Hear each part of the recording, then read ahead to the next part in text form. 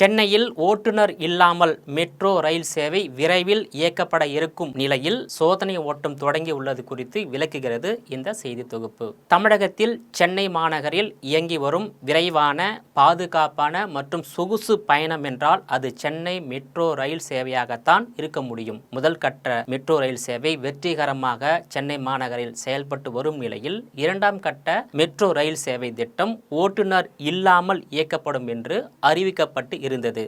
இந்த நிலையில் 3 ரயில் பெட்டிகள் கொண்ட 80 மெட்ரோ ரயில்கள் வடிவமைக்கப்பட்டு தயார் நிலையில் வைக்கப்பட்டுள்ளது.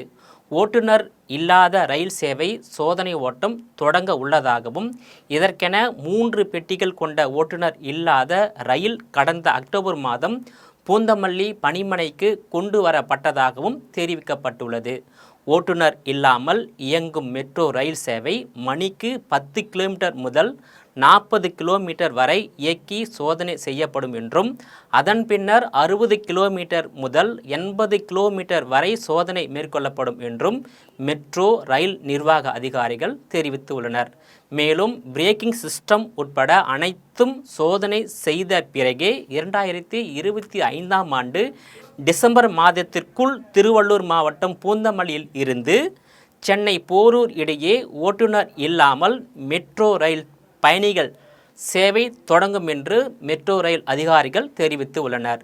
குறிப்பாக சென்னை மாநகரில் இயங்கி வரும் மெட்ரோ ரயில் சேவை என்பது மற்ற அனைத்து போக்குவரத்தை காட்டிலும் சிறந்த போக்குவரத்து சேவையாக இருப்பதால் மக்கள் மத்தியில் ஏகோபித்த வரவேற்பை பெற்று வருகிறது.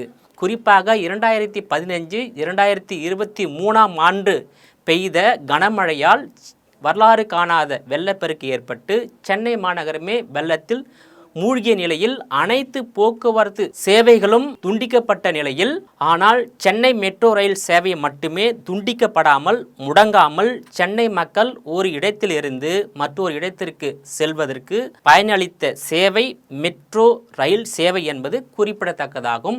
இந்த சென்னை மெட்ரோ ரயில் சேவை தமிழகம் முழுவதும் விரிவடைந்து தமிழக மெட்ரோ ரயில் சேவையாக உருவெடுக்க வேண்டும் என்பது தமிழக மக்களின் கோரிக்கையாக உள்ளது. ஜெம் டிவி செய்திகளுக்காக சிறப்பு செய்தியாளர் விஜயபாலன்.